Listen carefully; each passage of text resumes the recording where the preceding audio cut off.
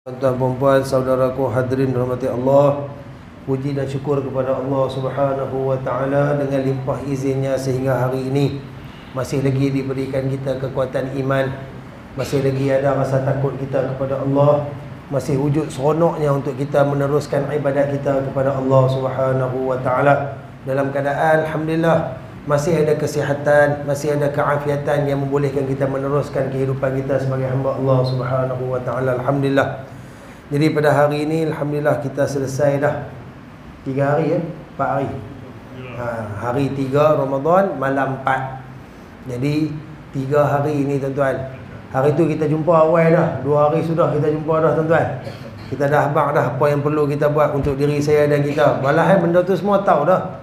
Benda tu memang kita duk buat pun, tapi nak peringat tuan-tuan. Maka 3 hari ni tuan-tuan, kalau sekarang ni dalam tempoh setengah minit kalau nak minta muhasabah, puas hati dah. Rasa baloi tak dengan apa kita buat? Daripada siangnya sampai ke malamnya, adakah ibadat kita ni betul-betul maksimum? Taubat kita ni cukup banyak tak? Istighfar kita ni kita rasa Allah mampu dah nak ampun dosa-dosa kita tuan-tuan? Maka kalau ada yang terkurang, ada yang tak kena, maka kita ada baki lebih kurang 26 hari lagi tuan. Maka inilah waktu dia untuk kita meneruskan lagi, melipat gandakan, menambahkan lagi kekuatan ibadat kita kepada Allah Subhanahu Wa Taala. Jadi saya insya-Allah pada waktu yang singkat ini tuan-tuan, saya nak sambung hari itu. Hari itu kita bincang tentang amalan-amalan apa yang kita buat, dan sekarang ni saya nak ambil apa yang disebutkan oleh Allah Subhanahu Wa Taala berkenaan orang yang berjaya di sisi Allah, dan yang mana kalau kita tengok nanti tuan-tuan ada beberapa ciri yang Allah Taala sebut ni memang kena untuk kita dapatkan ciri tersebut dalam Ramadan ni. Memang Ramadan ni lah waktu kita nak cari ciri-ciri dia. Saya petik daripada apa yang disebutkan daripada surah Al-Mu'minun. A'udzu billahi minasyaitonir rajim. Bismillahirrahmanirrahim. Qad aflahal mu'minun alladhina hum fi salatihim khashi'un walladhina hum 'anil lagwi mu'ridun walladhina hum lizzakati fa'ilun walladhina hum li furujihim hafizun illa 'ala azwajihim aw ma malakat aymanuhum fa innahum ghairu malumin faman ibtagha wara'a dhalika fa ulaika humul 'adun walladzina hum li amanatihim wa 'ahdihim ra'un walladzina hum 'ala salawatihim yuhafizun. Tuan-tuan dan puan dirahmati Allah, dalam ayat ni Allah Ta'ala menerangkan tentang orang ataupun hamba yang diistilahkan sebagai berjaya di bawah perkiraan Allah. Hari ni manusia, kita bandingkan kejayaan manusia lain macam mana tuan-tuan? Kita lebih memandang kepada apa yang kita nampak berdasarkan material. Pertama ni kita akan kata orang ni berjaya bila dia kaya. Walaupun kaya dia tu sebenarnya ramai orang ni kaya bukan disebabkan hasil usaha dia pun. Dia menerima warisan tempiah. Yang kaya tu pak dia, tok nenek dia. Bila boleh kat dia dapat harta pusaka dan sebagainya, dia jadi kaya terkejut. Maka kita kata untunglah jadi dia ni kaya. Kita menafsirkan sesuatu orang berjaya berdasarkan pangkat kedudukan dia. Dia ni dulu tak ada apa pun, tiba-tiba lah duk ada menjadi menteri ni. Wih, berjaya sungguh dia. Kita nampak macam tu. Tapi di sisi Allah, Allah menilai kejayaan berdasarkan apa yang ada pada hati setiap hamba dia. Allah sebut ciri orang berjaya, pertama, orang yang khusyuk dalam solat. Yang kedua, Allah Ta'ala kata apa? Mereka yang menjauhkan diri daripada perbuatan sia-sia. Yang ketiga, mereka yang mengeluarkan zakat, menginfakkan harta mereka. Yang keempat, mereka yang memelihara kemaluan, maruah, kehormatan diri mereka, kecuali kepada mereka-mereka atau orang yang boleh dizahirkan sahaja. Yang kelima, Allah sebut mereka yang memelihara amanah. Dan yang keenam, Allah Ta'ala ulang balik hak pertama, orang yang memelihara solat dia. Maka apa saya kata benda ni kena dalam Ramadan tuan-tuan? Ada 5 benda. Solat, jauh perbuatan sia-sia, memelihara kehormatan maruah diri, menjaga amanah, balik kepada solat. Bukankah semua benda tetap dituntut dalam Ramadan? Hari itu kita dah sebut, mai pilah apa cerita pun tuan-tuan, mailah apa kebesaran, apa kelebihan, solat tetap keutamaan. Dalam Ramadan kita dah nampak puasa, tapi sebenarnya ada satu kelebihan pada solat tarawih ni yang hanya ada pada Ramadan, yang tak ada pada bulan-bulan lain. Bahkan Nabi SAW tunjuk contoh kat kita macam mana Nabi memperbanyakkan solat di dalam bulan Ramadan, termasuk dengan tahajud, termasuk dalam qiyamul lailnya, termasuk dengan duha, apa-apa qabliyah ba'diyah. Dalam keadaan kita diminta untuk melaksanakan kewajipan puasa, solat juga kita dituntut untuk menambah. Dan ciri solat yang Allah sebut dalam nak tengok kejayaan ni ada dua. Pertama, orang yang khusyuk. Kedua, orang yang menjaga. Adakah hari ni solat kita khusyuk? Kita saja yang tahu. Sementara Ramadan ni harap-harap khusyuk lah. Sebab setan tak ada nak bisik main was-was ke, tak ada gangguan dan sebagainya. Dan keadaan terpelihara. Saya rasa kita semua ni pelihara solat kita. Terutamanya waktu maghrib. Waktu maghrib, waktu paling dipelihara. Sebab apa? Setahun sekali orang akan tumpu pada maghrib Ramadan ni. Waktu subuh pun orang tengok ke, waktu subuh orang tak seronok. Oh, habislah, tak ada makan dah. Waktu maghrib tak sabar. Kan? Ramai orang pergi masjid awal, main surah awal. Siapa nak buka puasa? Walaupun ada niat lain, tapi dia datang ke masjid. Kita nak pelihara macam tu. Maksud dia dalam tempoh didikan Ramadan ni tuan-tuan, bab solat kita tekan sungguh.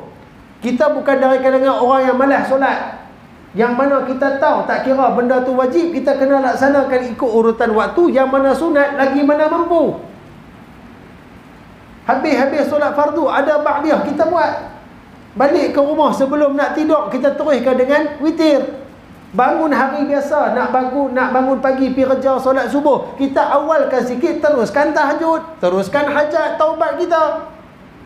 Ini akan mendapat kejayaan di sisi Allah Subhanahu Wa Taala. Kemudian Allah sebut yang kedua, orang yang menjauhkan diri daripada perbuatan sia-sia. Bukankah Ramadan dan puasa itu mendidik kita untuk meninggalkan perkara lara? Tambahan sekarang ni tuan-tuan, kita berada pada zaman yang cukup mudah nak lara. Bila ada handset, ada smart TV. Benda tu cukup mudah nak lara tuan. Macam kita duk kata lah, nak tidur, baring dah ni. Dengar WhatsApp masuk, tengok siapa dia. Niat di hati itu seminit dua, akan tetapi kenyataannya sejam dua. Dia dah mengadap tu, dia mula slide tu, dia mula duk swipe lah apa semua. Okay, masalah. Sekarang ni pula tengok smart TV tuan-tuan. Apa cerita kita nak buka tuan-tuan ni? Ada internet settle 24 jam boleh tengok movie satu. Lu cerita zaman gambar dulu pun boleh tengok boleh tuan-tuan ni. Nak cari mana kalau kita dulu ni? Kalau terlepas menangis, zaman lah tak heran. Benda-benda lara, benda-benda sia-sia ni banyak di sekeliling kita. Sedangkan sekarang ni di Ramadan, saya yakin kita buang benda tu. Kita isikan masa kita dengan tilawah, kita isikan dengan perkara-perkara faedah. Maka ingatlah, orang yang mensia-siakan masa dia hidup dengan penuh lara, Allah Ta'ala takkan beri kejayaan. Sebab orang yang beriman di sisi Allah, dia mengisi setiap waktu untuk mengingati Allah Subhanahu Wa Ta'ala. Kemudian Allah Ta'ala sebut orang yang mengeluarkan zakat. Maksud dia, bila dia ada harta, dia tak simpan. Dia tak simpan tuan-tuan. Dia cuba untuk bagi, dia cuba untuk infak, dia gunakan untuk bantu orang lain. Ini bertepatan dengan rahmat dan rahim Allah. Orang yang rajin sedekah, yang berkeluar zakat, yang infak, dalam diri dia ada sifat rahman dan rahim. Ada sifat belah kasihan, kasih sayang. Tak ada sifat kedekut. Nak masuk syurga ni tuan-tuan, dia tak boleh kedekut. Sebab kedekut ni sifat ahli neraka. Allah sebut dalam Quran, kedekut ni sifat ahli neraka. Mana mungkin orang yang kedekut Allah Ta'ala nak letak di sebelah dia? Allah nak bagi satu kejayaan yang besar, tak dapat. Bahkan Allah Ta'ala berjanji, lebih banyak yang kamu bagi, berganda aku akan beri balik balasan kepada kamu. Tapi mungkin sampai hari ni kita duk berasa apa kita bagi tu kita tak nampak kot. Sebab Allah bagi balasan ni tuan-tuan bukan dalam bentuk cash balik macam mana kita berkeluar cash. Hari ni bagi RM1, esok bagi mangkit, selak bantai dah 700. Lega ke lagu tu.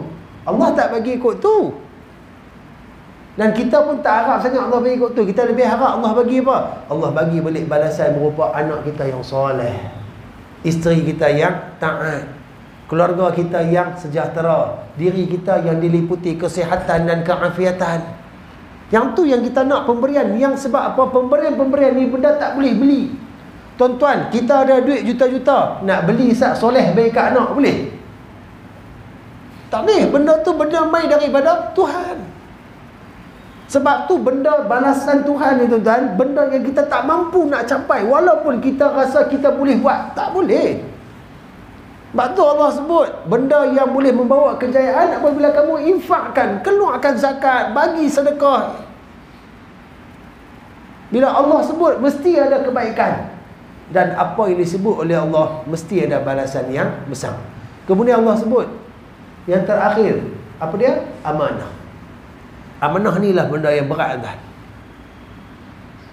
Hari ni kita tak mau tengok, tak mau sebut dah amanah kita sebagai bos ke, amanah kita sebagai ketua keluarga ke apa ke tuan-tuan. So semua kita dah faham. Amanah diri kita dengan Allah Subhanahu wa taala. Apabila kita menerima la ilaha illallah, bermakna kita telah menerima amanah untuk menghidupkan ajaran Allah. Ajaran Allah ni simple ya tuan-tuan. Dua benda aja. Ta'muruna bil ma'ruf wa tanhauna 'anil munkar.